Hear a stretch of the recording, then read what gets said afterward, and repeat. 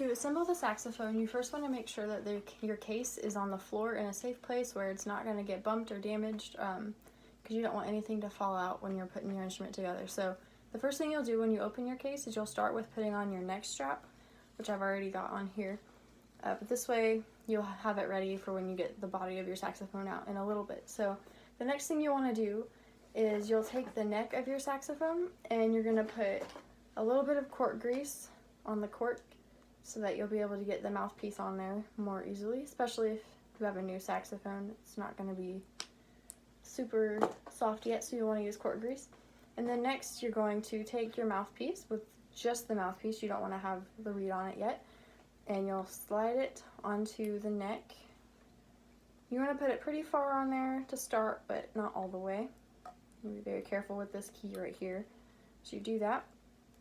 And then next I'm going to take my reed and put it in my mouth and get it wet, and then while that's happening I'll put my ligature on it so then I can slide the reed on underneath the ligature, being very careful to make sure not to mess up the tip of the reed because it's very sensitive and can easily break.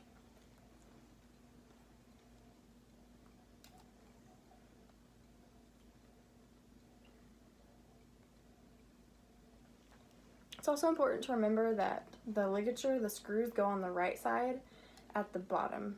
That's how most mouthpieces are.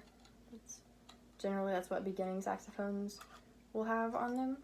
But then you want to make sure your reed is about even with the tip of your mouthpiece, the tip of the reed. You want to be careful not to touch it too much because that will break it. But then you'll just tighten the screws on your ligature like that.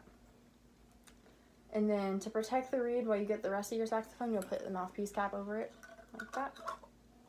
And I'm going to set it back in my case and then take out the body of my saxophone. I'm going to hold the bell and then the bottom of it like this so that nothing gets damaged or bumped with the rods or the keys or anything. And then first thing I'm going to do, I can hold it up here by the top of this, but I'm going to take my neck strap and attach it to the little hook here on the back so that it's going to be nice and secure so nothing will happen to it. And I'm going to tighten my strap just a little bit. Okay, and then I'm going to take off the plug right here and put my neck in that spot. So you want to be very careful as you do this, but you slide it on here, you carefully twist it in. Oh, my screw here is too tight, it's not going to go in yet. Take that out. Okay, there we go.